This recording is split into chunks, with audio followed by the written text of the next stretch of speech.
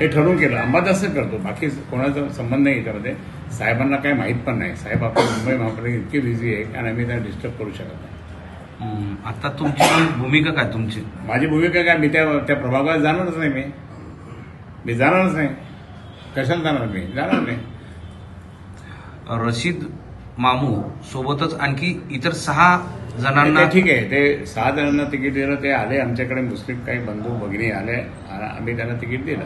म्हणजे त्या भागातल्या नागरिकांनी सांगितलं बाबा येणार द्या, त्यांची डिमांड होती म्हणून आम्ही दिलं. पण हे क्लिअर कट त्या ठिकाणी सर्वसामान्य हे कार्यकर्ते आहे, हे दंगलखोर नाही आहे. ही परिस्थिती आहे. हे ठरवून केलं. अंबादासच करतो, बाकी कोणाचा संबंध नाही याच्यामध्ये. साहेबांना काही माहीत पण नाही. साहेब आपल्या मुंबई महापालिका इतकी बिझी आहे आणि आम्ही त्यांना डिस्टर्ब करू शकत नाही. आता तुमची भूमिका काय तुमची? माझी भूमिका काय, मी त्या प्रभागात जाणारच नाही. मी जाणारच नाही. कशाला जाणार? मी जाणार नाही. रशीद मामू सोबतच आणखी इतर 6 जणांना ते ठीक आहे, ते 6 जणांना तिकीट दिलं. ते आले आमच्याकडे, मुस्लिम काही बंधू भगिनी आले, आम्ही त्यांना तिकीट दिलं. म्हणजे त्या भागातल्या नागरिकांनी सांगितलं बाबा येणार द्या, त्यांची डिमांड होती म्हणून आम्ही दिलं. पण हे क्लिअर कट त्या ठिकाणी सर्वसामान्य हे कार्यकर्ते आहे, हे दंगलखोर नाही आहे. ही परिस्थिती आहे. अंबादास तुम्ही असं म्हटलेलं होतं की रशीद मामूला तिकीट मिळू द्या, मी काय करतो.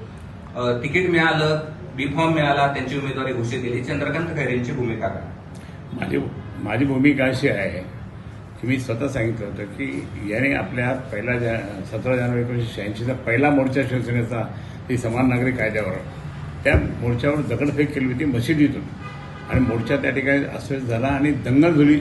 8-10 दिवस दंगल चालली ती. मग अशा व्यक्तींना त्याच्यानंतर 1 महिना तो रासुकामध्ये पण गेला. मग अशा व्यक्तीला घेण्याचं काय कारण आहे? आपल्याकडे कोण माणसं नव्हते का? आपल्याकडे कोण? मी एकदा म्हटल्यानंतर सुद्धा त्या ठिकाणी अंबादास दानवेंनी ऐकलं नाही आणि त्यांनी तिकीट देऊन टाकलं. माझं स्पष्ट मत आहे की उद्धव साहेबांचा त्यात काही संबंध नाही. उद्धव साहेब आणि आम्ही उद्धव साहेबांना त्रास पण देत नाही, कारण मुंबई महापालिका आम्हाला जिंकायची.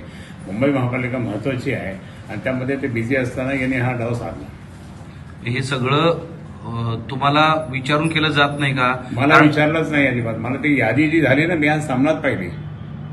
99 लोकांची यादी झाली, ती मी सामनात पाहिल्यानंतर मी पाहिलं की बाबा कोण कोण कशा कशा उमेदवार दिले. आता या ठिकाणी इथे सगळ्या महिला बसल्या. या महिलांना तुम्हीच विचारा काय म्हणतात ते. शिवसेना प्रमुखांनी आम्हाला सांगितलं होतं की महिला तुम्हाला त्या ठिकाणी महिलाकडे काम करत नाही का? करतात. मग तुमच्या पाठीमागे जय भवानी जय शिवाजी म्हणणाऱ्या त्या महिलांना काही तिकीट द्यायचं नाही का? त्यांनी मुद्दाम लावलं. ही सगळी प्रक्रिया पूर्ण करताना तुम्हाला अजिबात विचारलं नाही. मला अंबादास दानवेंनी पूर्ण यादी मी सामनात पाहिलंय आणि अजूनपर्यंत मला त्यांनी डिक्लेअर केलं नाही आणि दाखवलं नाही. ही मला हा माझा अपमान आहे. मी वरिष्ठ आहे, त्यापैकी शिवसेना नेता आहे. माझा अपमान आहे. माझा असा अपमान करत असेल तर मी इतकं कष्ट करून त्या ठिकाणी टिकून एकनिष्ठ राहून मग मला हे फळ मिळतं का आता असं?